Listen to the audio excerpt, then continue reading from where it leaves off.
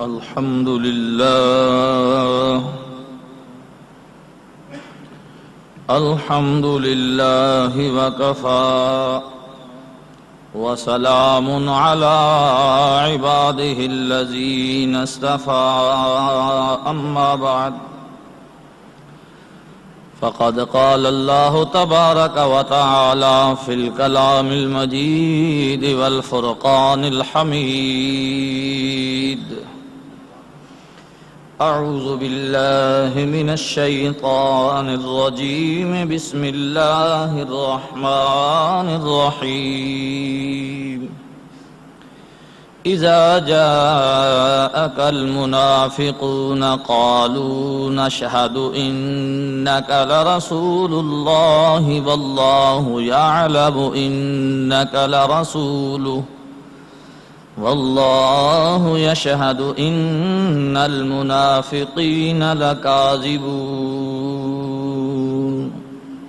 صدق الله مولانا العظيم وصدق رسوله النبي الكريم الأمين إن الله وملائكته يصلون على النبي يا أيها الذين آمنوا صلوا عليه وسلموا تسليما اللهم صل على سيدنا ومولانا محمد وعلى آل سيدنا ومولانا محمد وبارك وسلم الصلاة والسلام عليك يا سيدي يا رسول الله الصلاة والسلام عليك يا سيدي يا حبيب الله وعلى آلك وأصحابك يا سيدي يا نور الله الصلاة والسلام عليك يا سيدي يا إمام الأنبياء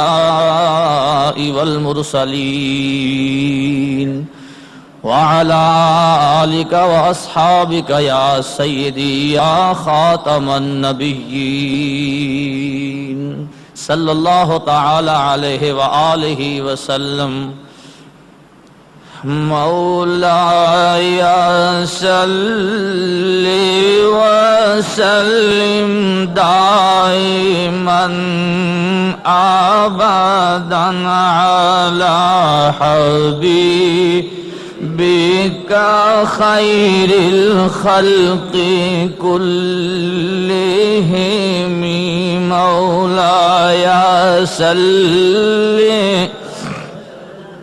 دائما أبدا على حبيبك خير الخلق كلهم هو الحبيب الذي ترجى شفاعته لكل حول من الأحوال مقتحم مولاي صل دائما أبدا على حبيبك خير الخلق كلهم محمد سيد الكونين والثقلين محمد سيد الكونين والثقلين والفريقين من عرب ومن عجم مولاي صل وسلم دائما أبدا على حبيبك خير الخلق كلهم مولاي صل من أبدا على حبيبك خير الخلق كلهم صاحب الجمال ویا سید البشر من وجهك المنير لقد نور القمر لا يمكن الثناء كما كان حقه بعد خدا بزرگ توئی قصہ مختصر مولایا صلی وسلم دائما ابدا علی حبیبک خیر كلهم مولاي صل وسلم دائما ابدا على حبيبك خير الخلق كلهم صلى الله تعالى عليه وآله وصحبه وسلم.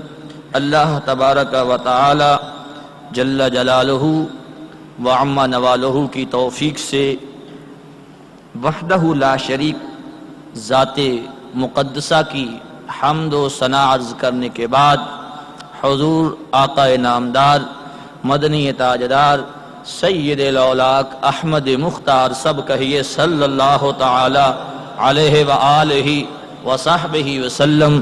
آپ کی بارگاہ اقدس میں عاجزانہ مسکینانہ غلامانہ ہدیہ درود و سلام پیش کرنے کے بعد معززین و حاضرین کرام السلام علیکم. حسب وعدہ پچھلا جمعہ المبارک دے خطاب دے اینڈ دے عرض کیتا سی کہ آئندہ جمعہ دا بیان سورہ منافقون دی ترجمہ اور تفسیر تے چلے گا. تو سورہ منافقون دی پہلی آیت مقدسہ تلاوت کی تھی. دعا ہے حق تبارک و تعالی حق بیانی دی توفیق عطا فرمائے اور رب ذوالجلال سانو قرآن سمجھنے کی اور اس پر عمل کی توفیق عطا فرمائے. دوستو ایک بات کو ہمیشہ ذہن میں رکھیے گا کہ قرآن بلا وجہ نازل نہیں ہوتا، نہ ہی نازل ہوا. آقا علیہ الصلوۃ والسلام کی ذات اقدس پر بلا وجہ قرآن کا نزول نہیں ہوتا تھا. پہلے سبب بنتا تھا، وجہ بنتی تھی، پھر ضرورت جس بات کی ہوتی تھی اس ضرورت کے تحت اللہ تبارک و تعالی قرآن پاک جبرائیل کو دے کر اپنے محبوب کی بارگاہ میں بھیج دیتا تھا. پہلے سبب وجہ بنتی تھی، پھر قرآن کا نزول ہوتا تھا. جس طرح تورات، زبور اور انجیل اللہ تعالیٰ نے یکبارگی پیغمبروں کو عطا فرما دی کہ یہ لے لو، یہ حکم ہے میرا، یہ میری کتاب ہے، اس کو لے جاؤ اور جا کر اپنی قوم کو سنا دو. تو جب یہ بات ہوتی تو یہ انبیاء الزام وہ انبیاء جو پہلے گزر گئے تھے، لیکن جب محبوب کی باری آئی فرمایا محبوب آپ کو آ کر لینے کی ضرورت نہیں ہے، وجہ بنتی رہے گی. ہم آپ کی مدد کے لیے، آپ کی ضرورت کے لیے قرآن کو بھیجتے رہیں گے. آگے آگے آپ ہوں گے، پیچھے پیچھے جبرائیل میری کلام لے کر آپ کے پاس آئے گا. آپ کو ادھر آنے کی ضرورت نہیں. محبوب تم جہاں ہوگے ہم وہیں ہوں گے، جہاں آپ ہوں گے وہیں ہم ہوں گے، وہیں ہمارا جبرائیل آئے گا، وہیں ہمارا قرآن ہوگا. آپ غار میں ہوں گے تو جبرائیل غار میں آئے گا، آپ گھر میں ہوں گے تو جبرائیل گھر میں آئے گا، آپ اپنی بیوی کے پاس بھی ہوں گے تو ہمیں ضرورت محسوس ہوئی تو وہیں بھی آئے گا. سفر میں ہو تب بھی جبرائیل آپ کے پیچھے آئے گا، حجر میں ہو تب بھی جبرائیل آپ کے پاس آئے گا. آپ کو آنے کی ضرورت نہیں ہے لاڈلے. ہم سمجھ جائیں گے کہ اب کس بات کی ضرورت ہے، ہم خود ہی قرآن کو بھیج دیا کریں گے. اللہ اکبر. اب سورہ منافقون بھی جو ہے یہ بھی بلا وجہ تو نازل نہیں ہوئی، اس کی بھی پہلے وجہ بنی. وہ وجہ کیا ہے اس کے بارے میں مختلف روایات ہیں. بخاری شریف کے اندر بھی موجود ہیں، مسلم شریف نے بھی اس کو نقل کیا، اور میرے سامنے یہ تفسیر مری یہ موجود ہے. اس کے علاوہ کنز الایمان ترجمہ ساتھ تفسیر علامہ محمد نعیم الدین مراد آبادی رحمۃ اللہ تعالی علیہ کی. اس کے علاوہ جن جن تفاسیر کا میں نے مطالعہ کیا ان تفاسیر میں تفسیر معالم التنزیل ہے، تفسیر ابن عباس ہے جو سب سے پہلے قرآن کی تفسیر لکھی گئی اس کائنات میں، وہ تفسیر ابن عباس ہے۔ حضرت عباس رضی اللہ تعالی عنہ کے بیٹے نے لکھی، جن کے سینہ اقدس پر میرے مصطفیٰ نے ہاتھ رکھ کر فرمایا کہ یا اللہ ابن عباس کا سینہ علم دین کے لیے کھول دے۔ تو حضرت ابن عباس نے جو تفسیر لکھی اس تفسیر کا نام ہے تفسیر ابن عباس۔ دیگر معتبر تفاسیر کے بعد جو مفہوم آپ کے سامنے رکھوں گا انشاءاللہ العزیز وہ تفاسیر کی کتب میں بھی ملے گا، احادیث کی کتب میں بھی ملے گا۔ تو دوستو بزرگو، قرآن ایک ایسی لا ریب کتاب ہے جو کسی کے مقام و مرتبے کو نہیں دیکھتی، کیونکہ یہ حکم ہے، یہ اللہ کا حکم ہے۔ جس نے اللہ کے حکم کے آگے اپنی گردن کو جھکا لیا وہ ہدایت پا گیا، اور جس نے اللہ کی کلام میں اپنی عقل کو دخل دیا وہ اپنا مقام، اپنا گھر جہنم میں بنا جائے گا۔ اب ہم نے اپنی عقل کے بل بوتے پر نہیں سوچنا، ہم نے اللہ اور اس کے رسول کے حکم کے سامنے اپنی عقل کو قربان کر دینا ہے۔ جن ہستیوں نے قربان کر دیا وہ اہل ایمان ہیں، اور جنہوں نے اللہ رسول کے حکم کے اندر اپنی عقل کو دخل دیا وہ لوگ گمراہ ہو گئے۔ اب توجہ کیجئے گا، حضرت زید بن ارقم یہ حضور کے صحابی ہیں، نوجوان تھے۔ کون تھے؟ نوجوان تھے۔ روایات میں جو بات آئی بخاری شریف نے بھی اس کو نقل کیا، یہ خود فرماتے ہیں کہ میں نے سنا۔ کیا کہتے ہیں حضرت زید بن ارقم؟ کیا فرماتے ہیں؟ میں نے خود سنا۔ کیسے سنا؟ کہ عبداللہ بن ابی بن سلول یہ منافق تھا، کلمہ بھی اس نے پڑھ لیا تھا لیکن اندر سے محبوب کو نہیں مانتا تھا۔ ظاہر اس نے کلمہ پڑھا ہوا تھا عبداللہ بن ابی سلول نے، یہ اور اس کے 10 ساتھی منافق اکٹھے بیٹھے ہوئے ہیں، اور ہوا کیا؟ ماجہ یہ ہوا کہ آقا علیہ السلام کے غلام ایک جنگ کے بعد انصار میں سے اور ایک مہاجر میں سے ایک غلام تھا جوہجا، یہ حضرت فاروق اعظم کا غلام تھا، یہ حضرت فاروق اعظم کے اونٹ کی نکیل پکڑ کر چلتا تھا۔ اس کی دوسرے کے ساتھ انصاری کے ساتھ جھگڑا ہو گیا تو اس نے مہاجرین کو پکارا، اس نے انصاریوں کو پکارا، دونوں قبیلے عین قریب تھا کہ دونوں مہاجرین اور انصار آپس میں لڑ پڑتے کہ فوراً سرکار دو عالم صلی اللہ علیہ وسلم تشریف لائے۔ آپ نے فرمایا یہ کیا جہالت کی باتیں شروع کر دی ہیں، چھوڑو ایسی لڑائی، ختم کر دی بات۔ لیکن ہوا یہ کہ عبداللہ بن ابی بن سلول یہ منافق جو تھا، اس نے آ کر اپنے ان 10 ساتھیوں کے پاس بیٹھا ہوا کہنے لگا میں نہ کہتا تھا تم مگر ان کا کھانا بند کر دو، یہ مہاجر گھروں سے آئے ہوئے ہیں، ہم نے ان لوگوں کو سہارا دیا، ہم نے اپنے مال دیے، سب کچھ ان کو دیا، اور آج یہ ہمارے سر پر ہماری گردنوں پر سوار ہو گئے ہیں، ان کا کھانا پینا بند کر دو اور جا کر مدینے میں عزت والے ذلیل لوگوں کو مدینے سے باہر نکال دیں گے۔ عزت والا اس نے اپنے آپ کو کہا اور ذلیل صحابہ اور سرکار دو عالم کو کہا۔ استغفر اللہ۔ زید بن ارقم فرماتے ہیں کہ میں وہاں بیٹھا ہوا تھا، آپ فرماتے ہیں میں بھی سرکار کا غلام تھا تو جوش میں کھڑا ہو گیا، فرمایا او بے ایمان بدبخت ذلیل تو ہے، کمینہ تو ہے، ساری عزتیں میرے اللہ نے مصطفیٰ کے لیے رکھی ہوئی ہیں، ساری شانیں میرے حبیب کی ہیں۔ پتہ یہ چلا اگر کوئی بدبخت آدمی منافقین میں سے سرکار کی توہین کر رہا ہو تو ایمان کا تقاضا یہ ہے کہ اس کو وہیں پر جواب دیا جائے، اس کو وہیں پر اس کا جواب دیا جائے، یہ ایمان کا تقاضا ہے، ایمان کی نشانی ہے۔ اب حضرت زید بن ارقم وہاں سے اٹھے، ابھی مدینے تک یہ قافلہ جنگ کے بعد پہنچا نہیں، سٹے کیا ہوا تھا۔ سرکار دو عالم تپش میں گرمی میں سفر نہیں کیا کرتے تھے، آپ نے فرمایا ٹھہرو، جب ٹھنڈا وقت ہوگا پھر کوچ کریں گے۔ لیکن جب یہ بات آئی حضرت زید بن ارقم نے جب یہ بولے، عبداللہ بن ابی فوراً اپنے آپ کو کہنے لگا اور یار نوجوان کیوں گھبراتا، میں تو ٹھٹھا کر رہا تھا، میں تو مذاق کر رہا تھا، میں تو ہنس رہا تھا، یہ منافق کی چال ہوتی ہے۔ تو آپ فرمانے لگے زید بن ارقم میں ضرور سرکار دو عالم کی بارگاہ میں جا کر یہ عرض کروں گا جو تو نے بکواس کی ہے۔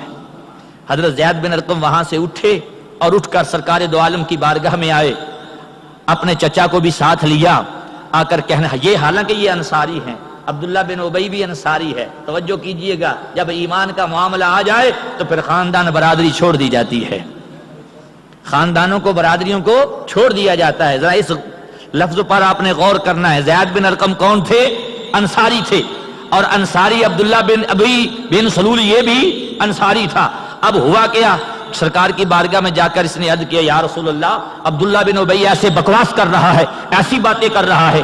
میرے آقا علیہ الصلوۃ والسلام نے فرمایا، تجھے دھوکہ تو نہیں ہوا؟ توجہ کیجئے گا، اے زید کہیں تجھے دھوکہ تو نہیں ہوا؟ کہنے لگے نہیں یا رسول اللہ۔ فرمایا کہیں شبہ تو نہیں ہوا؟ عرض کیا نہیں یا رسول اللہ، مجھے شبہ بھی نہیں ہوا۔ فرمایا زید دیکھنا کہیں بات کوئی اور ہو، تیرے ذہن میں یہ آ گئی ہو، ابھی تو بچہ ہے۔ عرض کرنے لگا یا رسول اللہ میں نے اپنے کانوں سے سنا ہے، اس نے یہی بکواس کی ہے۔ صحابہ اکرام میں یہ بات پھیل گئی کہ عبداللہ بن ابی بن سلول نے یہ بکواس کی ہے۔ اب بات چلتی چلتی عبداللہ بن ابی بھی پشیمان ہے۔ سرکار دو عالم نے جب یہ بات پر لوگ بیٹھ کر صحابہ اکرام باتیں کرنے لگے تو میرے آقا نے فرمایا فوراً تیاری کرو کوچ کی، فوراً۔ صحابہ اکرام بڑے پریشان ہوئے۔ آج تک سرکار دو عالم صلی اللہ علیہ وسلم نے اتنی سخت گرمی میں کوچ کرنے کا حکم نہیں فرمایا، یہ تو آپ تو ٹھنڈے وقت میں کوچ کرنے کا ارادہ کیا کرتے تھے، آج کیا ہوا؟ لیکن کسی کو بولنے کی جرت نہ ہوئی۔ سواریاں تیار ہو گئی، آقا کی اونٹنی بھی آ گئی، سرکار بھی جلوہ گر ہوئے، چلتے رہے، ساری رات سفر کرتے رہے۔ صحابہ اکرام فرماتے ہیں کہ صبح ہوئی تو جب سورج نکلا، پاؤں پھٹی، دھوپ کی تیزی جو ہے اب وہ ہمارے بدنوں کو چبھنے لگی، تو آقا علیہ الصلوۃ والسلام نے فرمایا چلو کچھ دیر آرام کر لو۔ ساری رات کے مسافر تھکے ہوئے تھے، صحابہ تھکے ہوئے تھے۔ صحابہ کہتے ہیں ہم نے اپنے پاؤں سے اور ہاتھوں سے جہاں جہاں ان کو ٹھنڈا پایا، کوئی اوٹ دیکھی، وہیں لیٹ دے گئے اور نیند آتی گئی، کیونکہ ساری رات کی تکان تھی، تھکاوٹ تھی۔ اور یہی سرکار دو عالم اصل یہ چاہتے یہ تھے کہ اب ان کو جو موضوع مل گیا ہے، اگر سارا دن یہیں کھڑے رہیں گے تو یہ باتیں کرتے کرتے بات کا بتنگڑ بن جائے گا، آپس میں یہ لڑ پڑیں گے۔ سرکار دو عالم صلی اللہ علیہ وسلم کی نگاہ نبوت نے یہ فیصلہ کر دیا کہ ان کو سفر میں ڈالو، ادھر کی سوج ہی نہ رہے، جب وہاں آگے پہنچیں گے تھکے ماندے سو جائیں گے، پھر معاملے کو دیکھ لیں گے۔ اب میرے آقا نے جب یہ فیصلہ کیا، سارے کے سارے تھکے ماندے سو گئے، تو اس کے بعد سرکار دو عالم صلی اللہ تعالی علیہ وآلہ وصحبہ وسلم، ایک روایت ہے کہ مدینے میں پہنچ کر پوچھا، ایک روایت ہے دوران سفر پوچھا۔ باہر کیا دوران سفر ہی کیا پوچھا، آقا علیہ الصلوۃ والسلام نے فرمایا بلاؤ عبداللہ بن سلول کو، بن ابی بن سلول کو۔ عبداللہ بن ابی آ گیا، ابن ابی آ گیا۔ آپ نے فرمایا اے ابن ابی تو نے یہ کہا ہے؟ اب اس نے کہا کہ نہیں میں نے نہیں کہا، قسمیں اٹھانے لگا۔ بات کرنے کا اسے سلیقہ بڑا تھا، بڑی فصاحت و بلاغت والی گفتگو کیا کرتا تھا، بڑی باتیں کیا کرتا تھا۔ آپ نے فرمایا دیکھ یہ بات تیری طرف سے پہنچی ہے۔ کہنے لگا میں نے تو نہیں کہا۔ قسمیں اٹھا اٹھا کر لگا یا رسول اللہ ہم آپ کے لیے ایسا کیسے کر سکتے ہیں؟ وہ خوشامدانہ لہجہ اس نے اپنایا، قسمیں اٹھا اٹھا کر ایسے اپنے آپ کو ثابت کیا کہ میں سچا ہوں اور زید جھوٹا ہے۔ تو حضرت زید کو سرکار نے فرمایا تیرے پاس کوئی گواہ ہے؟ تو اس وقت اس کے ساتھی 10 منافق ہی بیٹھے ہوئے تھے، مومن تو کوئی بیٹھا نہ تھا۔ حضرت زید نے عرض کیا یا رسول اللہ میرے پاس کوئی ایسا گواہ تو نہیں ہے جو میں لا سکوں۔ تو لوگوں نے بھی حضرت زید کو ملامت شروع کر دی کہ تو نے سردار پر، پھر عبداللہ بن ابی جو تھا کہ یہ کون تھا؟ سرکار دو عالم ہجرت کر کے مدینہ میں گئے، اس وقت اس کی بادشاہی کے لیے تیاری ہو رہی تھی مدینہ میں، لوگ اس کے لیے ہار بنا رہے تھے کہ عبداللہ بن ابی بن سلول کو اپنا امیر، اپنا بادشاہ مدینے کا بنائیں گے، اس کے لیے متفقہ فیصلہ ہو گیا تھا، لیکن اللہ تعالیٰ کو منظور نہ تھا۔ سرکار دو عالم ہجرت فرما کے چلے گئے، اس کی بادشاہی ختم ہو گئی، اس کا سلسلہ ختم۔ اب یہ خار تھی اس کے سینے میں کہ میری بادشاہی سرکار کی وجہ سے ختم ہوئی ہے۔ اللہ اکبر۔ اب کیا ہوا؟ یہ جھوٹ قسمیں اٹھا اٹھا کر اس نے کہا یہ زید جھوٹ بولتا ہے، میں سچا ہوں۔ اور اس کے قبیلے والے 300 آدمی تھے، وہ بھی ساتھ مل گئے کہ زید نے جھوٹ بولا ہے۔ میرے آقا نے فرمایا اے زید تو نے گواہ نہیں لا سکا، تو گواہ نہیں لا سکا، تو نے یہ زیادتی کی ہے۔ آقا نے زید کو جھڑک دیا، صحابہ نے بھی زید بن ارقم کو ملامت کی۔ عبداللہ بن ابی کی بات آپ نے مان لی ظاہری طور پر اور اسے چھوڑ دیا، فرمایا اچھا جاؤ اب یہاں پر بعض لوگ کہتے ہیں کہ سرکار کو علم غیب ہوتا، توجہ ہے، پہلے میں شان نزول بتا رہا ہوں، پھر سورہ منافقون کے ترجمے پر پہنچنا ہے تاکہ آپ کو میں بتا دوں کہ منافقون کا نزول ہوا کیوں ہے۔ جب تک آپ اس کا پہلا ابتدا نہیں دیکھیں گے کہ یہ آیت آئی کیوں ہے، قرآن کی صورت آئی کیوں ہے، اس کی وجہ تسمیہ کا پتہ نہیں چلے گا، کما حق ہوا مسئلہ نہیں سمجھ سکیں گے۔ اب بعض لوگ یہیں پر کہتے ہیں کہ اگر نبی کو علم غیب ہوتا تو پھر آپ بتلا دیتے، کیا دیتے؟ بات یہ نہ تھی، بات سرکار کی نگاہ نبوت دیکھ رہی تھی کہ ایک وقت آئے گا اللہ اس کے حق میں کلام نازل کرے گا، ایک بات۔ دوسری بات یہ کہ زید بن ارقم کے پاس ظاہری گواہ نہیں تھے اور نیا نیا اسلام پھیلایا جا رہا تھا، تو آقا علیہ الصلوۃ والسلام نے یہ بھی دیکھا بھی ابھی نئے نئے مسلمان ہیں اور یہ قوم کا سردار ہے، سردار کی ہجو ہو جائے تو چھوٹے موٹے جو خوشامد کرنے والے ہوتے ہیں وہ کہتے ہیں ہمارے سردار کی بات نہیں مانیں گے۔ آج کل ہمارے اندر بھی یہ باتیں پائی جاتی ہیں، ہمارے وڈیرے کی بات نہیں مانیں گے، ہم نہیں آگے آئیں گے۔ تو یہ بات سرکار نے دیکھی کہ یہاں پر خاموشی بہتر ہے، اگر میں کہوں گا تو حدیث بنے گی، آقا علیہ الصلوۃ والسلام بولیں گے تو کیا بنے گی؟ حدیث بنے گی۔ سرکار دو عالم کی نگاہ نبوت تو جانتی تھی، میں خاموش رہتا ہوں، اللہ خود ہی فیصلہ کر دے گا تو قرآن بن جائے گا۔ یہ راز تھا جس وجہ سے سرکار خاموش رہے۔ القصہ مختصر، یہ سلسلہ جو تھا، بات پھر پھیلی، حضرت سیدنا فاروق اعظم رضی اللہ تعالی عنہ سرکار کی بارگاہ میں عرض کی، یا رسول اللہ صلی اللہ علیہ وسلم، مجھے حکم دیجئے میں اس منافق کا سر قلم کر دوں جس نے آپ کے بارے میں یہ گفتگو کی ہے۔ آپ نے فرمایا عمر نہیں، آپ نے کہا یا رسول اللہ یہ بکواس کرتا ہے، ہمیں یقین ہے۔ آپ نے کیا عرض کیا؟ ہمیں یقین ہے، زید جھوٹ نہیں بولتا، اس نے یہ بات کی ہوگی، آپ اجازت دیجئے۔ آپ نے فرمایا نہیں، اس کو چھوڑ دو، اگر آج اس کو ہم قتل کریں گے، نیا نیا اسلام ہے، تو دوسرے لوگ مسلمان ہونے کے لیے جھجکیں گے کہ سیدنا محمد عربی تو اپنے غلاموں کو بھی قتل کروا دیتے ہیں، کیونکہ ان لوگوں کو پتہ نہیں ہے کہ یہ منافق ہے، اس لیے ابھی نیا نیا اسلام ہے، ان کو چھوڑو، اللہ کے سپرد کرتے ہیں ان کو، خاموشی بہتر ہے۔ یہ باتیں تھی جس کی وجہ سے سرکار دو عالم خاموش ہو جایا کرتے تھے اور صحابہ کو بھی فرماتے تھے تم بھی خاموش رہو۔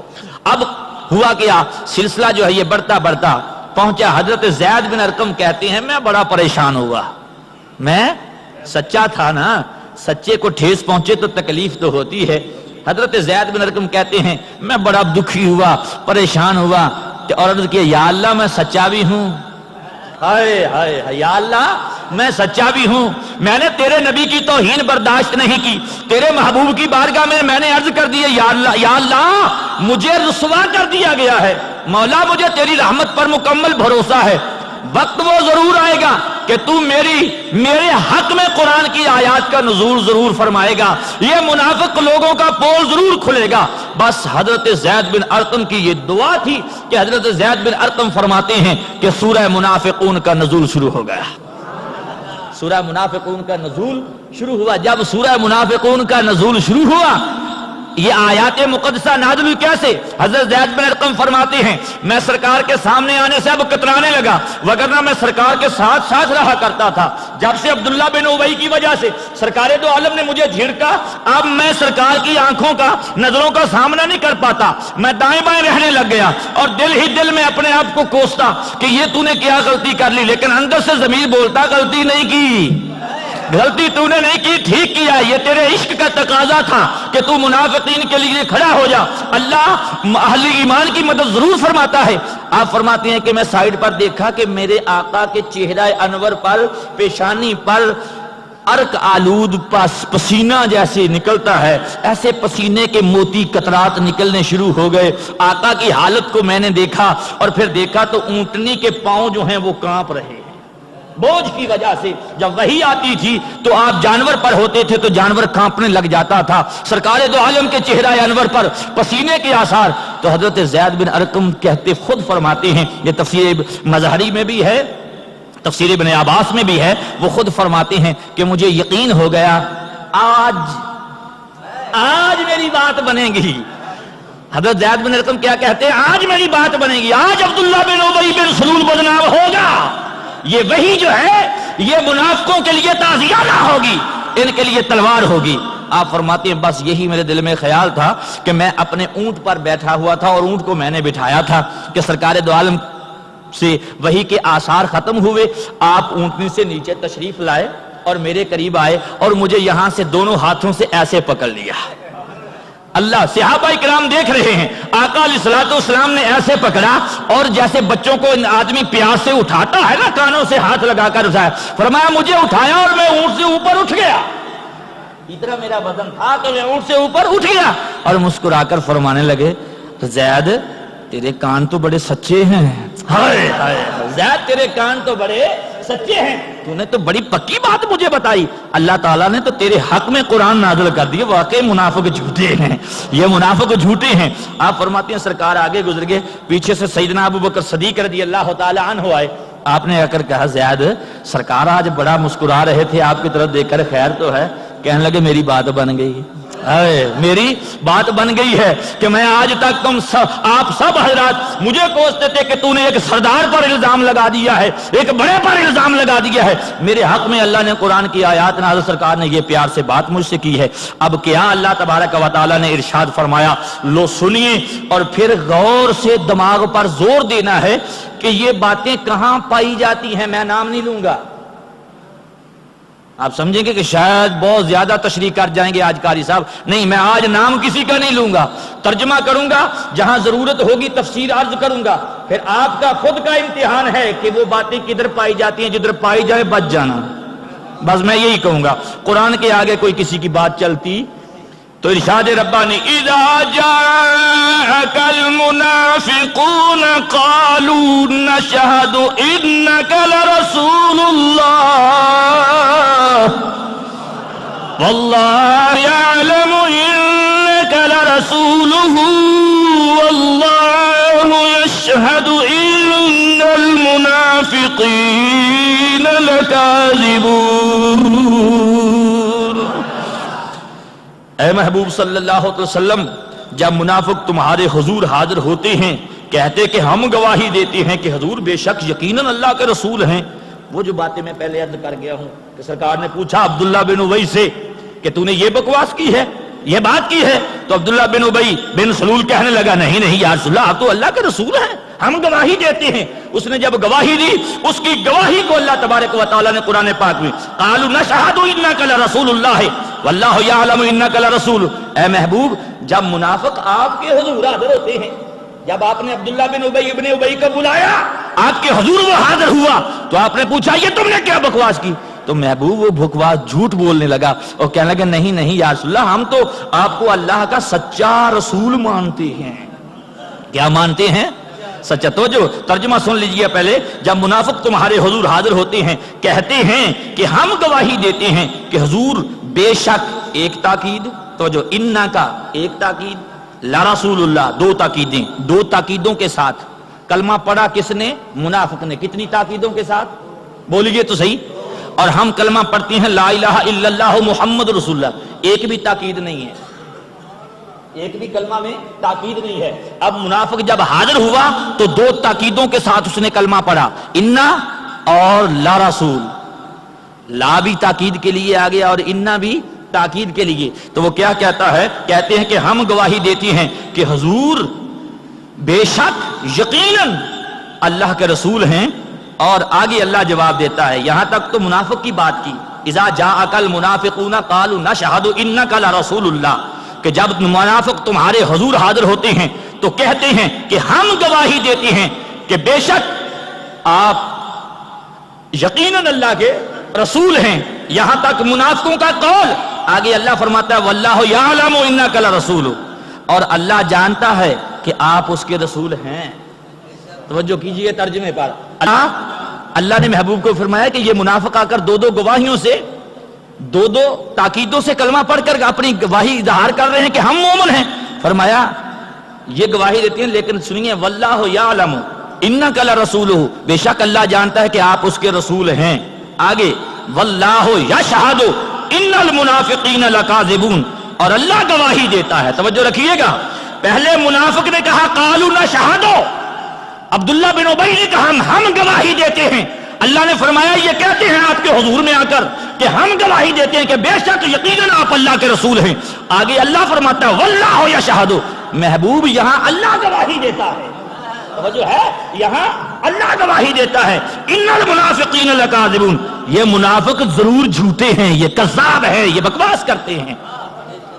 اب توجہ کیجئے گا، اللہ فرما رہا ہے کہ محبوب اس نے بھی کہا ہم